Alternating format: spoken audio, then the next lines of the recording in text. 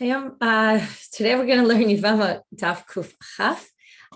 This week's learning is sponsored by Terry Kavosha for the Refuah Shleima for cousins Shlomo ben Rivka and Shimon. And today's daf is sponsored by Sharon Russ for a speedy Refuah Shleima for Chaya Esther Bat Barbara, a young mother in serious condition. Please have her in mind in your prayers and learning. Okay, I want to just remind everybody again, I'm just go over the details so you get them straight. And in case you heard one shiur and not another, sorry to repeat it for those who are listening every day and already got it the first time. But reminder, we are having a siyum on Sunday, pushing it off a few days. We are starting Masechet Ketubot on Friday. So come on Friday, we'll get started with Ketubot. The intro to Ketubot of Ayala Lipson will be up as usual. And that will be up within the next day or two. And also Gefet of this week is going to be up soon, which is both kind of an ending to Yevamot, intro to Ketubot, which will be great. And so stay tuned for all those details. And also, I wanted to say, so Thursday morning, very, very important. We're going to learn on Thursday morning, as usual, the regular daf, because Thursday should be technically the siyum. We're going to learn the beginning of that daf until the end of Amud Aleph, and we'll continue at the siyum with that. And our siyum is going to be filled with some other really interesting things. Again, I wanted to pose the siyum as an opportunity to learn things we don't get to in daf. I'll only mention a little bit here and there. So both the aspect of the Rayoni idea with Dean Rachel Friedman, to kind of give a perspective on yibum, starting from really focusing on biblical law, which is obviously, as we know, different from the way it actually all comes out. And from my husband, Rabbi Seth Farber, about the perspectives of what goes on nowadays in the courts, okay? Kind of the application of many of the things that we've been learning, a little bit less yibum related, because those are less common, well, certainly yibum, but chalitza even, less common cases and less complicated. They're more kind of straightforward, but more where things are complicated and tshuvas and things like that, where the rabbis have kind of taken our things that we've learned and applied them in interesting ways. So, and then we're going to hear from one of our learners, Ms. Kirshner, who's getting married soon, kind of with her perspective on yibum going into a marriage while you're learning Masechet Yevamot. Anyway, it'll be a very interesting siyum. Hope you'll all be there. And okay, let's get started. And as usual, it's recorded. Everything's up on the site. You can't come that day. It's all fine. You can look at it on the website. There'll be usually there's a link on the homepage for the first few days. And after that, you can access it from the page of the daf. You can look up siyums. You'll find it that way. Okay, Tov. We're going to get started. Oh, one last thing. If you're not part of one of our communities, we have a lot of communities. And if you're not part of our communities, in fact, I'll make mention of one later today. Talk today about a conversation that came up yesterday. But if you're not part of our communities, we have all these WhatsApp communities by location, so that if you live in an area where there's a more active group, or even if you live in a less active group, you can try to get people together for a siyum to celebrate together with other people, which is always a really nice opportunity. So on our website, there's a place called communities. You can click on it and see if there's a community in your area. If you live in an area where there isn't yet, we can try to start one and try to get it going. So it's a place for people to share their thoughts about the daf. It's a place for people to communicate with each other and, again, try to get together for siyums, which is always really nice. Okay, enough announcements for today. We're going to get started. Oh, and the intro to Ketubot is already up of Gita's. Thank you for reminding me. So it's already up on the site as far as I know. Gita, yeah, it's up. So, okay. So it's up on the site. Gita always writes a great introduction. So I recommend you take a look and start getting ready for the new Masechet. Okay, going now from our Mishna. We started our Mishna yesterday on the end of Kuf Yud Tet Amud Bet. We had a Mishna with two Yevamot, and we said Yevamot aren't believed against each other. What does it mean, two Yevamot? It means two women married to two brothers. Potentially, each one could fall to yibum to the other if they end up without children. Because of that, they could become rival wives. Because of that, we're worried that they don't dislike each other, and we don't trust each other when it comes to testimony one for the other. So therefore, if you have each one says, my husband died, we can believe them that their husband died, but we can't believe them about each other. So if there's only two brothers, then each one is stuck and needs to do yibum, doesn't know if her yabam is actually dead or alive. She can't do anything. To which Rabbi Elazar had disagreed with Tanakama about the case where if there were two more brothers and they each did yibum with the two other brothers, so there was Reuben, Shimon, Levi, Yehuda, the two women of Reuben and Shimon's wives did yibum with Levi and Yehuda, and then Levi and Yehuda died without children. And now they fall back to yibum to Reuven and Shimon. They don't know if Reuven and Shimon dead or not. They only have the testimony of the other, which they can't believe. So comes Rabbi Elazar and says, listen, since they already, huturu yevamim, they were already permitted to the yevamim and already married based on their testimony. It means, right, if I'm married to Reuven and I say Reuven died, and the other wife, right, my sister-in-law, can she assume that I'm telling the truth? Well, not necessarily, but maybe I'm just trying to mess her up. But if I actually acted upon it and I did yibum with my brother-in-law, I would, no, that's isur karet if I don't have an obligation of yibum. I'm not going to do that, it says Rabbi Elazar, just to mess up my sister-in-law, right? So therefore, if I already did yibum and then he died, well, then I don't have to worry about it, right? If both of us, both our husbands died, then I can assume that my sister-in-law was telling the truth because she already did yibum based on her testimony. So it must be that she was telling the truth, to which the Gemara asked, what's his reason? Why does he allow it? Does he allow it because he just thinks in general against Tanakam and against what we've been saying until now, that sarot are believed, rival wives are believed, in which case Yevamot, who are future potential sarot, they'll be believed?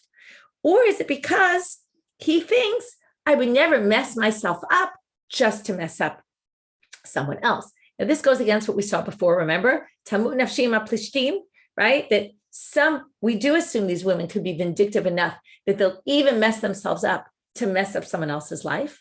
Okay, again, hard to imagine, but that's right. That's what they say, or potentially anyway. Comes Rabbi Elazar and he says, no, maybe I'd lie to mess her up, but not if I'm going to mess myself up along the way. No way, no how. So is that his reason?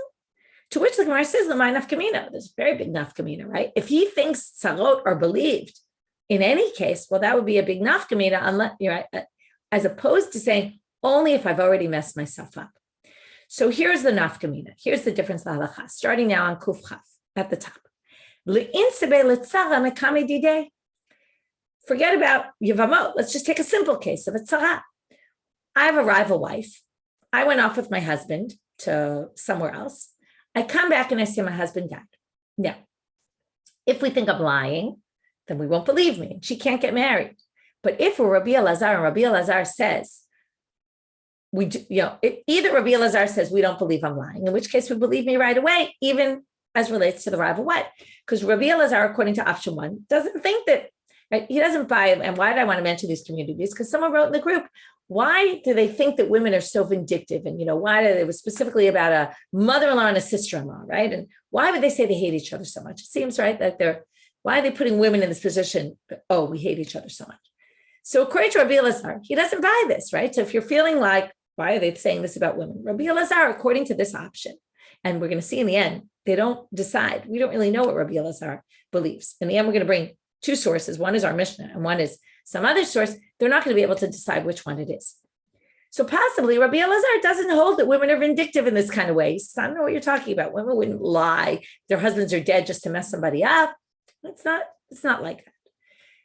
So if that's the case, if you say rival wives are believed about each other, there's no such thing as what you're talking about, this hatred and animosity that's going to cause them to lie. If that's the case, if I come back from Medina Hayam and I say my husband's dead, I don't yet want to get remarried, I'm not ready, but my tzara wants to get remarried before I do. Is she allowed? So if Rabbi Elazar says, sure, she can get married because she can rely on my testimony no matter what. But if we say it's only that I won't mess myself up, well, then it's only if I marry first. Once I marry, then once I act upon my testimony, then what will happen if I was wrong, right? The husband will show up on the scene and I'll have to get divorced from my new husband and I'll be divorced from my old husband. I would never do that to myself just to mess up someone else. That's really messing myself up.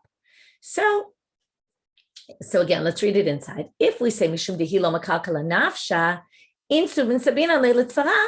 Sorry, insuv. If I married, then min sabina leitzara. Then we can let the tzara get married. But ilo insuv. But if I didn't get married, lo min sabina, then she can't get married. So that's why it's a very big nafkamina what he holds, right? You can imagine. You don't even need the Gemara to tell you this. It's obvious. It's a huge nafkamina. Do we never, right? Do we always believe her? or do we only believe her when she actually acted upon it? So here's a case where there would be an after. So what is it? As I already told you, we're not going to really have an answer, but we're going to try. Tashma, let's look at our Mishna. Rabbi Elazar in which case did he disagree in our Mishnah? Not in the case where each yevamot said, my husband died. He only disagreed in the case where they actually acted upon it and did yibum. That would seem to indicate only if they actually act upon it. And then it's because she wouldn't mess herself up. But if it's no skin off her back, then maybe she would lie. So again, if it's that we don't assume she's going to mess herself up, that's why only if she actually married, in our Mishnah it was did yibum, which is type of marriage, then the other one can get remarried. Right? She can rely on her testimony. Right? The Rabbi Elazar should have disagreed in the first case as well. Even if I didn't get married based on my testimony, my sister-in-law should still be able to assume that I'm right, that my husband died, in which case there's no yabam, in which case she can go marry anyone she wants. So from there you can infer Rabbi Elazar right? It's only if she married him and right because she's not willing to mess herself up. But the Gemara rejects this. Now, how can it reject it? It seems very clear. Well, you could say the following, and we've seen this many times, this type of answer. Rabbi Elazar lidivrehem ka'amar. Rabbi Elazar was speaking according to their approach, meaning when he comes in and he's talking in the Mishnah, he's talking according to the rabbis. What does that mean? Well, he says the following. He didn't say this exactly, but this is what we're assuming he's saying.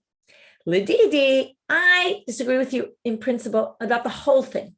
Lididi, sarami dala chaverta. According to me, any rival wife could testify for her other wife.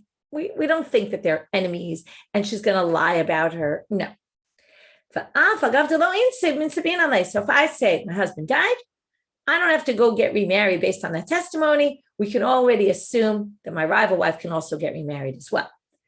But so why does he say it in this way, which seems very clear he's talking about only in a case where she would mess herself up?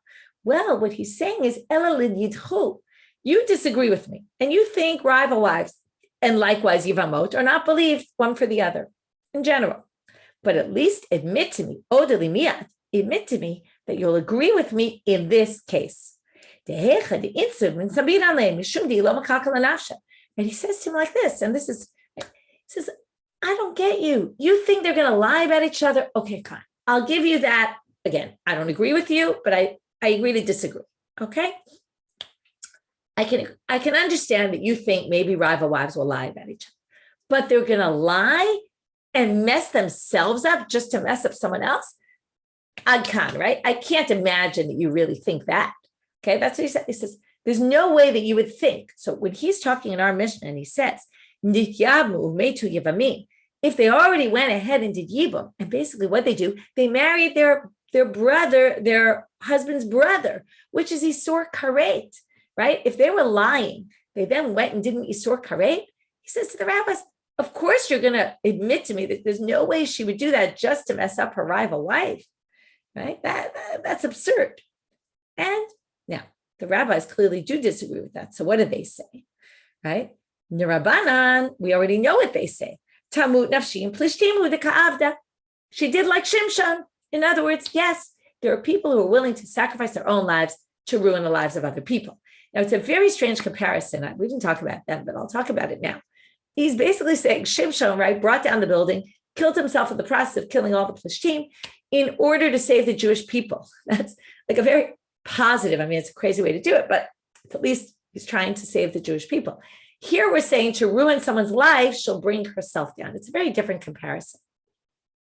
Not to mention Shimshon in general is a bit of a controversial character, but still, he was doing something for the global good, or for the good of the Jewish people, you could say. So anyway, it's an interesting comparison, all the more so. And here, right, so the question is, again, right, so I see how you're writing, Eric, how some get refusals will go to jail. There are some vindictive people out there, that's for sure. The question is, what's the percentage of vindictive people and how much does the halacha need to, right? And when it comes to get refusals, so we know people are vindictive. Here we're trying to figure out, can we rely on testimony and save people from being agunot because we have to worry that maybe someone's being vindictive?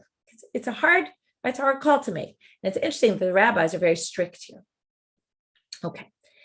So second attempt to get to an answer. And as I told you from the beginning, we're not going to be successful. Tashma, let's look at this source. Haisha shalcha hi uba'ala lemedinat hayam. Uba v'amra met ba'ali tinaseh v'titok tubata v'tzarata asura. A very simple case. She goes with her husband to Medina Hayam. She comes and says, my husband died. She can come, get her ketubah, get remarried, no problem. This we learned many times. But her tzara is forbidden. Okay, that's Tanakama, right? We don't believe that her regarding the tzara. Rabbi Elazar Omer, in this source, this is the braita, it says, Rabbi Elazar says, and that's what we're trying to figure out, Ho'il v'hutra hi, hutra nami tzarata. Since she was permitted to marry, her tzara is permitted to marry as well. Besides, I want to say the logic of Rabbi Elazar according to this. First of all, it seems very clear here. He just says because she's permitted, not because she actually married. That's what we're going to say here, right? So it seems very clear. The Gemara doesn't even say it because it's obvious. What it means here is as soon as we say you can go get married, the tzara can get married as well. We have two reasons here for Rabbi Elazar. If we go with this approach, that tzarot are believed. Number one, we don't think the women are as vindictive as the rabbis claim. Number two, it seems absurd to say this guy is, half dead. He's dead for this woman. He's not dead for that woman, right? It creates an absurdity. And not only that, I assume people will start to doubt the veracity of the marriage of the other wife. If she gets married and the other one can't get married because we assume the guy is dead or not dead, it'll create this big problem. So anyway, it seems very clear here that as soon as she's permitted from the language of this braita, the other one can get married, meaning she doesn't have to actually act upon it. So it's the first answer. We believe rival wives. We don't have this concern. To which the Gemara says, now, say when it says she was permitted, it means she was permitted and actually acted upon it. Didn't say that. That's really what it meant to say. Okay, often we change wording of braita because they were passed down orally. A word could have fallen off. Okay. So now the Gemara says, wait a minute. Let's talk about if you're going to say that it's the kukule nafsha, right? That's what they're basically saying. You're missing the word, and she got married based on it, because really only Rabbi Elazar only holds this way if she actually gets married, because if she acts upon it, we assume she won't ruin her own life as well. If she just says it and doesn't get married, so she's not ruining anything for herself, right? Maybe she is just lying. Maybe she doesn't plan to ever get remarried, right? She doesn't care about that. So now they ask a very interesting question. If you're worried about her being vindictive, but she's only going to be vindictive if it's no skin off her back, then, right, this is your proof, because look, as soon as wife number one gets remarried, the one who testified, we can allow the rival wife because we know she's telling the truth because she's acting upon it. To which the Gemara suggests something that we haven't suggested before, and you wonder why not. Maybe this woman, okay, let's go through the case. I went with my husband to Medina Hayam. Okay, I went abroad, somewhere, far away. I come back. Now, while I was there, I got divorced.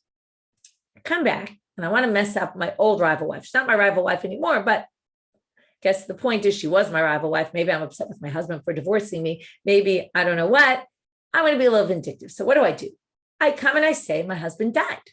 Now, I could go get remarried, but not because my husband died. I could go get remarried because I'm divorced. Now, no one knows that, but I know that, right? And if later they come and say, listen, you have to divorce your future husband because here your husband's alive, I'll pull out my get and I'll say, but I'm divorced, right? I'll look like an idiot because I lied before, but still legally, right? It doesn't mess me up in the sense of I'm married to my husband fair and square. So now I can mess up my rival wife by getting remarried without messing myself up because maybe I have a get.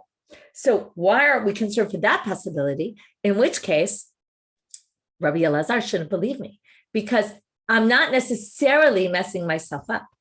To which they answer, Israel. Sorry, so let's just read. I didn't read fully. I think maybe she really went out with a get. She was divorced there. And then the only reason I'm saying my husband died was the right? I'm just trying to mess up my rival wife. So even if I actually get remarried, that doesn't mean that I'm telling the truth. So if I marry Yisrael, actually Rabbi Elazar would say we don't believe me either, because maybe, right? Maybe I'm doing it in a way that I'm not messing myself up. Again, this is only if we say Rabbi Elazar's reason is that only if I act upon it. Okay, and that's when he permits it. But this must have been the case where I was marrying a Kohen. Now, I can't marry a Kohen if I got divorced from my husband in Chutz La'aretz, or somewhere else, because I'm a divorcee. So if I go ahead and marry a Kohen, we know that I'm not divorced for sure. Then Rabbi Elazar will say, we believe me, because we know I can't possibly be divorced. And if my husband really didn't die, there's no way I would go get remarried based on that just to mess up my rival wife. And in that case, he'll believe. So again, in the end, we don't have any decision made about what Rabbi Elazar holds, which I think makes it very interesting in terms of this whole thing about women and what they could do to each other, and they might lie to each other, right? This might be we don't know, an entirely different approach. Either it's a mildly different approach, and it's just, I won't pull myself down to pull someone else down, but I might pull someone down if it's no skin off my back. Or does he hold a totally different approach that I really, there's no way that I would do this at all? Or there's at least maybe a minority of cases. We're not going to certainly create laws based on those minority of cases. Okay, it's interesting, again, as an intro to Ketubot, one of the things we're going to deal with in the beginning of Ketubot is people, and I've mentioned this before, people who lie about, did they have Betulim, or people who suspect their wives of lying, that they, all sorts of things. Like there's all this, it's a whole system. And again, you read this and you think, and I see also in the chat, you're asking, are we assuming people are vindictive? And I know it sounds like, what are we doing? But all systems of law do this. That's what systems of law do. They create things to prevent people abusing the system. And it sometimes affects the innocent people who aren't vindictive and are doing things the right way. But because of people who are doing things the wrong way, I'll give you an example, right? Immigration policies, right?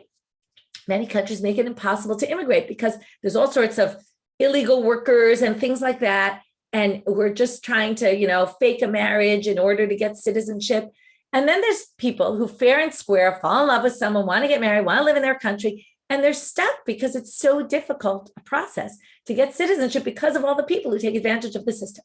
So it might be a very small minority. And maybe, again, that's part of the debate between Rabbi Elazar and the rabbis.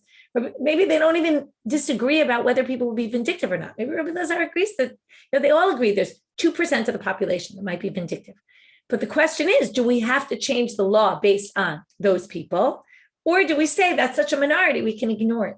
So this is a possible way of understanding this debate. It's again, there's many ways to possibly understand this debate. Even the Gemara isn't sure what it is. And then once even within the possibilities of what the Gemara offers, even then it's not so clear what exactly the root is. So these are fascinating cases because they're really getting to, right, as opposed to some cases that we learned in this Masechet that were so specific to yibum and chalisa, which are so rare that they ever happen. Some of these cases are super relevant, not just for this, but for law, the system of law in general.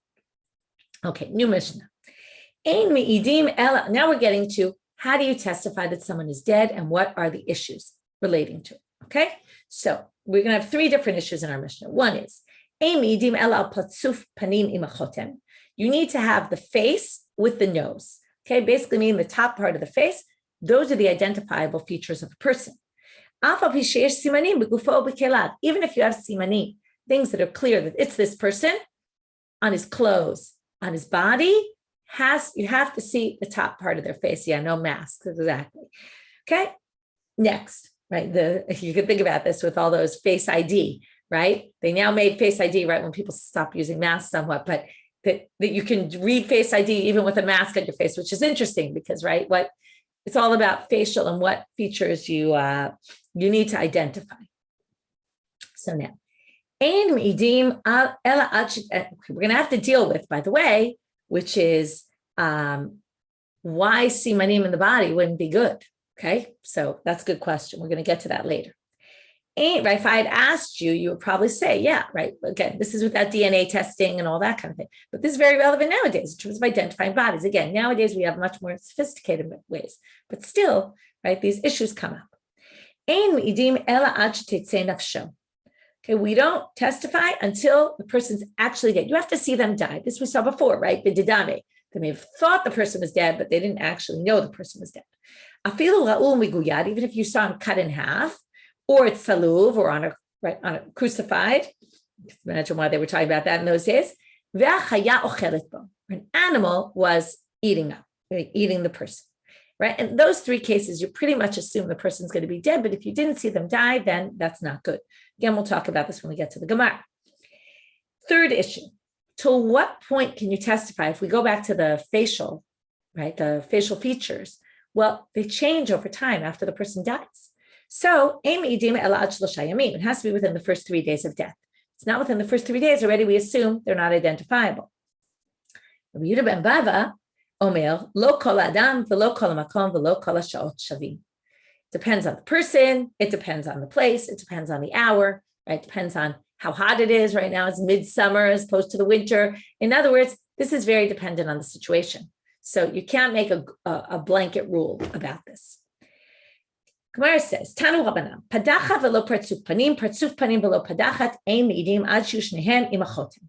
If you have the forehead without the nose, or the eyes, if you have the nose without the forehead, doesn't work. You need both from the forehead to the nose. Amar Abaye v'Tamar of Kahana. Where do we get this from? Ma'ika. What's the pasuk? Hakarat pneihem an tabam.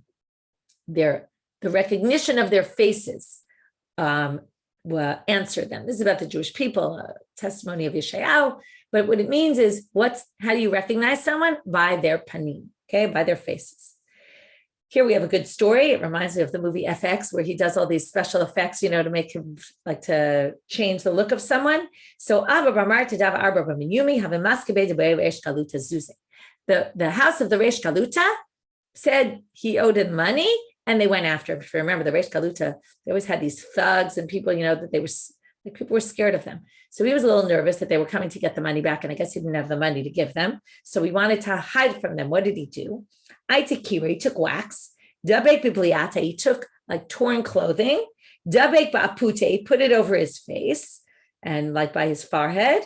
Chalav kamayu v'lo b'shakua. They went right past him and didn't recognize him. Did a good job, right? Because as soon as you cover that part of your face, no one's going to recognize you. So that's just a funny kind of proof that it was doable. That you basically that's where you recognize someone. Now we have to get to this strange thing that we've talked about, or we haven't really gotten to it so much yet, but we're going to talk about, Vava Metzia, for example. How do you return lost items, right? If it has a siman on it, then you can return it, right? Someone says, oh, it was like this, and it had a nick in it that was right in this spot, and you can know it's theirs. So why don't we allow simanim here? So Gemara says here, L'meimra de simanim lav deoraita. Sounds like simanim are not by Torah law. In other words, the fact that a siman can be an identifying feature is not something we accept by Torah law. That's what it sounds like. Because if we could accept it by Torah law, we could accept it for this woman to say, right? Or for anyone to say, I saw him, I know it was him because I saw there was a mole on his left leg above his knee, on the, something like that. So they say, Raminu, this contradicts another source. This is a source in Gittin. If a man, basic law you have to know, when a man gives a get to his wife, has to be written for him and for her. If we find a get on the street that has my name and my husband's name, we can't just use it. It has to be a get that was written for us. So if he wrote a get, gave it to a messenger to give to me, and the messenger loses it. So the question is, if he finds it and he's sure, it has to be sure that it's his. So the question is, how can he be sure? If he found it in a pocket is like a sack of money, or in a wallet, or a ring, it was attached to this ring, if it was with some item that belonged to the shaliach, we're talking about a kis, an arnaki, a tabat that belongs to the messenger. If we find it with this stuff, right, it's a signet ring, thank you for correcting me, we'll see that later on. If you find it with his stuff, you can assume, we're going to see right now, even if a long time passed, kasher, this get is good, and the guy can use it for him and his wife. He can be sure that it's that get. Now, by Torah law, the get has to be written lishma. So if we don't, right, in their names, specifically for them, if that's the case, this is obviously a Torah law. Simanim must be valid by Torah law. So that seems to contradict our Mishna. So we're going to have two answers. One is Abaye, one is Rava, and within Rava, actually, we'll start with Abaye. Rava is going to actually disagree with what Abaye says. We're going to see. Amar Abaye, lo kashi. Ha Rabbi Elazar ben Mahavai, ha Rabbanan. Abaye says it's a machloket between two tannaitic. That braita that we quoted from Gittin goes by one tana, and our Mishna follows a different tana. And the machloket is, are simanim valid by Torah law or not? And that's exactly the split. How do we know they have this machloket tannaitic? Tanya. Ein idim ala shuma. You can't testify about a shuma. Okay, a shuma is you can tell me what the English says, but it's like a wart or a mole or something on the body. So you can't testify about a shuma. Rabbi Elazar ben Havai, just a mole. You say, okay, fine. I wasn't sure how they translate it in English. In Hebrew, they said yabelet, which is like I think more like a wart. But either way, you can't testify about a mole. Now, Rabbi Elazar ben Havai, we're talking here about that someone died and that we can identify the body based on a mole. Rabbi Elazar ben Mahavai, you can testify about someone's mole and use that as an identifying thing. So comes Abaye and he says, is this not the machloket? Tamar savar simanim deorai, Tamar savar simanim derabanan. So there is Abaye's proof that's a machloket tanaim. You said these two braita contradict, the braita contradicts the Mishna, no problem. Our Mishna follows Rabbi Elazar ben Mahavai, who says simanim are you can testify about simanim. Our Mishna follows Rabbanan, that emi idim ala shuma, you can't testify about simanim or not to oraita. And the braita follows Rabbi Elazar ben Mahavai, that you can follow them. Okay. Amar Rava, Rava says, I don't know what you're talking about. That machloka between Rabbi Elazar ben Mahavai and the rabbis about a mole is something totally different. It has nothing to do with simanim to oraita to Rabbanan. We're now going to have three versions of Rava. In two of them, we're going to say everybody agrees that simanim are by Torah law. And in the third option, we're going to say everyone agrees that simanim are by rabbinic law. Okay, but the point being that Rava says that is not the machloket between the rabbis and Rabbi Elazar ben Mahavai. They're debating something different. So, but again, it's all three different versions of what Rava actually said. The main point is that Rava disagrees with Abaye's distinction. Let's resolve this contradiction by saying one is to oraita, one is to Rabbanan, and they reflect two different tannaitic opinions. Rava doesn't think so. So Amar Rava, tekule alma simanim de oraita. What Rava is not doing is he's not dealing with the contradiction between our Mishna and the braita. He's dealing with the two opinions in what we saw, the braita about Rabbi Elazar ben Mahavai and the rabbis that Abaye used to resolve the previous contradiction between those two sources. So now, Rava says, "Dekule alma simanim deoraita." Everybody agrees that simanim are by Torah law. This is version 1 of Rava. This is a bit of a strange thing, certainly the way Rashi explains it, that they believe that people who are born in a certain time frame, it's not clear how long a time frame, a day, a week, a month, a year, I don't know, but it sounds like it could be a year because people of the same age have the same identifying marks. Okay, that there were things in the air, things in the weather, things in I don't know what that caused certain marks on people's bodies. So that's the machloket.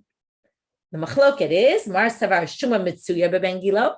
One says, right, that's the rabbis who say Amy Idim ala Shuma say because Shuma is just something that is found in people of the year, in the year they were born in the year 1950. They all have the same kind of moles, and people born in the year 1980 all have the same kind of moles, and people born in the year 2000 all do. So if you see someone with that kind of mark, you can't testify they're dead because it could be it's someone else with the exact same mark. And the Rabbi Elazar ben Mahavai who says you can't says I don't know what you're talking about. There's no such thing. Next option. Igad Amre, some people say that what Rava said was moles look one way when people are alive, but as soon as they die, they change form. Okay, and that's the machloket. Do they change form or do they not change form? But that's the debate between them.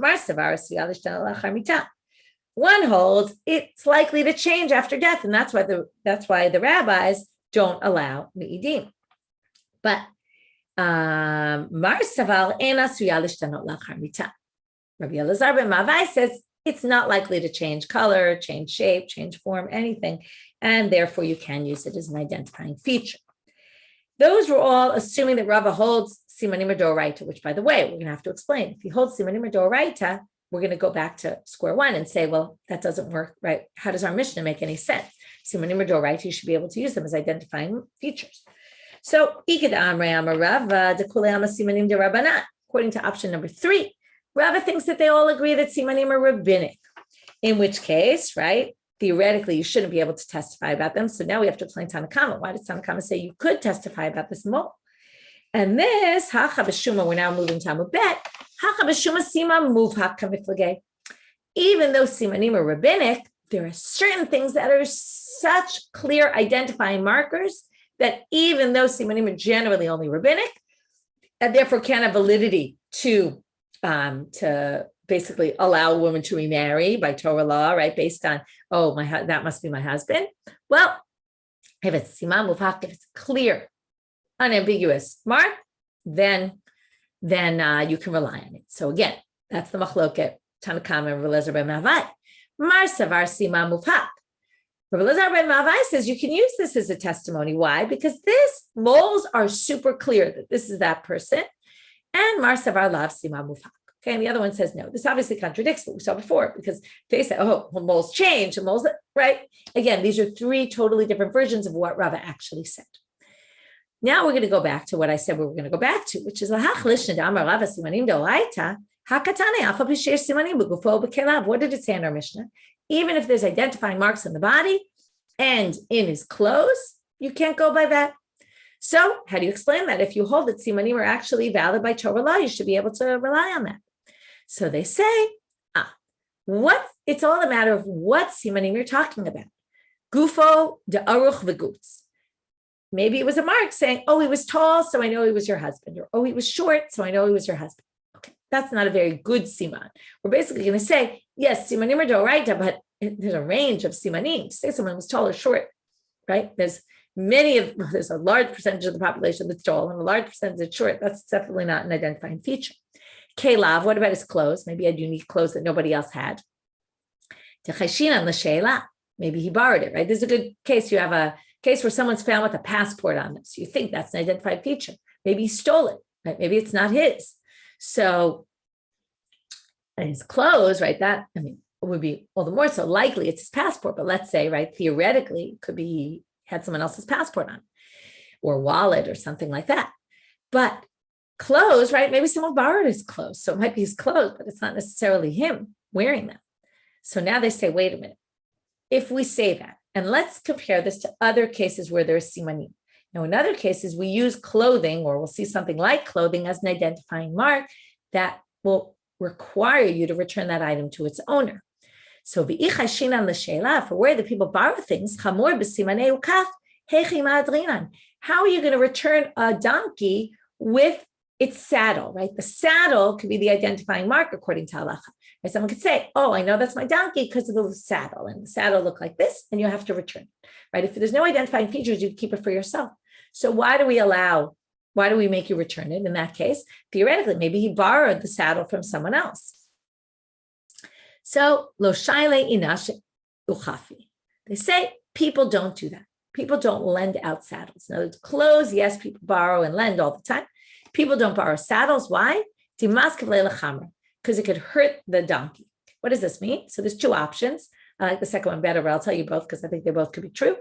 One is that if you take a saddle, the saddle kind of ends up fitting around the donkey, right? We all have shoes that, kind of get comfortable within your foot, right? And then if someone else wears them, it's not going to fit them properly, right? My daughter's, this happened recently, oat sandals, they're cork. So your foot ends up kind of fitting to it. So my daughters have the exact same pair of same size, same everything. So I said to one of them, why don't you take her old ones to camp? And she said, yeah, well, they don't fit me because, they kind of mold, your foot molds to it. So likewise, it molds to the donkey, and therefore it's no good. The second one is people won't loan their saddle because once you put it on another donkey, it will no longer fit the original donkey. This I was thinking, my husband once wore my slippers. Now his feet are much bigger than mine, and then he stretched them out, and then I couldn't wear them anymore. So another good example of how when someone else wears something, it kind of messes it up for the original person. So no one would ever lend out. So either you wouldn't borrow it or you would never lend it because it'll mess it up for you. So now they say, okay, so that resolved that issue. But what about the case in Gitin? So how are you going to return that? Right? It could be the shaliach the messenger gave it to somebody else. His signet ring, his wallet, his money bag. So they say, no. Nobody lends these things out. Each one for a different reason, or some for the same, but one for a different. Because the signet ring, someone might stamp your name on something and, say, you owe $1 million to someone and you'll be stuck. So you definitely don't want to be doing that. Nobody lends these things out because of superstitions. What's superstition? Superstition is if you give your money bag or your wallet to someone else, they'll take your luck along with it and you'll lose your luck. Like they'll have your luck and you'll lose it. So people just don't do that. V'ibait ema. Another option is to just say, Kelav b'chivare v'sumake. Maybe we're talking about a white shirt, he was wearing red clothes, and again, it was an unidentifiable just because he was wearing a white shirt. Okay, think about how many people in the world wear white shirts, right? Or red shirts. Here's, by the way, proof that people didn't always wear white shirts and black pants, right? There were red shirts going on in those days also. So if you identify him by a red shirt, that's not going to do. Okay, next part of the Mishnah was afilu ra'u miguyad. You see him cut up. So l'meimer de miguyad chaye, does that mean if someone's cut, part of their body's cut off, what they're going to survive? Urimini, that contradicts a Mishnah in Ohalot, right? Again, I always laugh, like instead of bringing scientific proof, they bring proofs from, right, or contradictions from within the sources. So Mishnah in Ohalot, chapter 1, says, Adam eino mitameh ad shetiseh nafsho, afilu miguyad, afilu goses. The person's on their deathbed, they're about to die, they're cut open, and they're not yet dead though, it's not mitame. So if you have kelim in the house, for example, if you take them out, they won't become impure. But what do they infer from this? It's not what it says, but it's what they infer. It means it won't become impure until actually the person's fully dead, but it does mean the person's about to die, and it does mean they're dead, basically, like they will die. So based on that, it sounds like it's clear once someone's cut up, they're definitely going to die. So again, we're going to have Abaye and Rava. Abaye lo kasha. Ha Rabbi Elazar, ha Rabbanan. Again, Abaye says like before, it's a tannaitic debate, and that source follows one, and this source follows another. Tanakama says you can testify about meguyad because you can assume if he's cut open, he will die, and that goes against our Mishna. That's Tanakama, but just not someone who's crucified. That we're not sure. But Rabbi Elazar, you could cauterize the wound, so it's possible it could come back to life if it were cauterized. So that's Rabbi Elazar. He must match our Mishna. Now they say, wait a minute. If you're going to say our Mishnah is Rabbi Elazar, look at the continuation of our Mishnah, which is coming up in the next page. It says,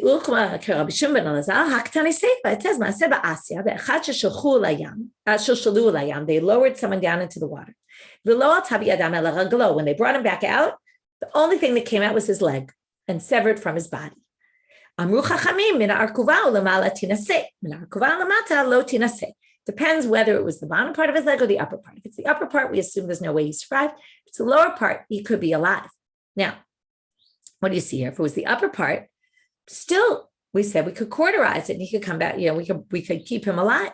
So they say, right? So why can we assume he's dead? And then that doesn't match Rabbi Elazar. Because it's in the water, there's no, right? It's the water ruins the possibility of us cauterizing him. It's basically going to make it much worse, much quicker, and make him die quicker. But didn't Rabbi Bar Chana say, I saw an Arab merchant, the guy did the gamle. He took a knife and he chopped the part of the camel, and he didn't stop braying, meaning he barely started braying and he was dead instantaneously. So what do you see here? Meguyad kills them immediately. So they say, no, Amar Abaye, that case, it was a very weak camel. That's why he died immediately. Usually you don't die immediately, and theoretically there's a way to cauterize. Rava gives a different answer. Again, what's the problem? There's our Mishnah, which seems to say Meguyad is not a good testimony. He might not die. And the Mishnah in Ohalot, which seems to say you're not matame, but yes, he will definitely die. So Rava says, you could say, forget this machloket. You could explain it according to everyone. Our cases where he was cut with a hot metal knife. So as they were cutting, it actually cauterized at the same time. And then everyone would agree in that case that it would work. That basically you can't assume that he's going to die because maybe he'll survive from that.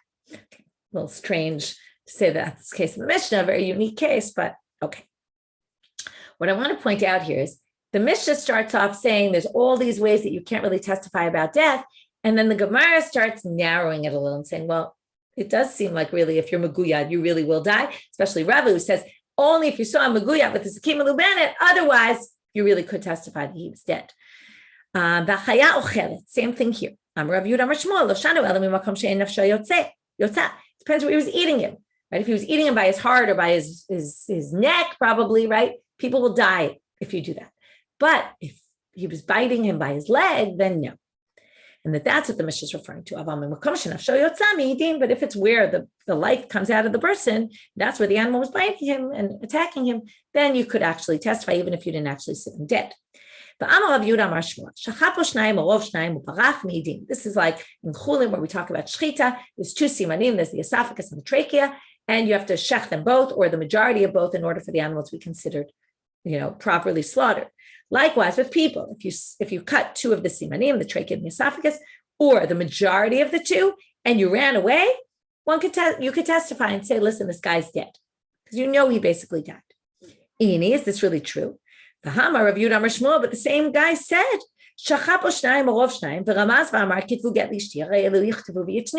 someone cuts your trachea and esophagus, you're a man, and you say, as you're about to die, please write a get to my wife and give it to her. So that she doesn't have to do yibum, let's say. Okay, so he was Ramaz. He didn't even say it, but he kind of intimates. You can do it based on his testimony. So what are they on, right? Sounds like he's alive still. They say, yeah, it's true, he's alive. You're right, he is alive at that point. He can even give an order for a get. But he's definitely going to die in a minute, right? Or in 5 minutes. And there's no way he's going to survive that kind of thing. So that's why you can testify that he's dead, because even if he wasn't dead then, you can be sure he'll die after. Okay, we're going to end with this last thing. Let's say I'm standing and I drop a knife and it falls right on someone's neck and it chops their esophagus and trachea, or the majority of them. So that would be called shkaga, right? It was accidental. It wasn't totally accidental, because what was I doing dropping a knife from my hand? So that's a good classic case where I go to the ir miklat. Now, according to this, I should go to the ir miklat if I cut his two simanim, right? It would be clear because I caused his death. But Alama Tanya, it says in a braita that I don't. Okay, so that seems weird. If I cause his death, right, and I know he's definitely going to die, then it's me. It's my fault. So they say, no. That was already answered. It was already said on that Rav Shaya says,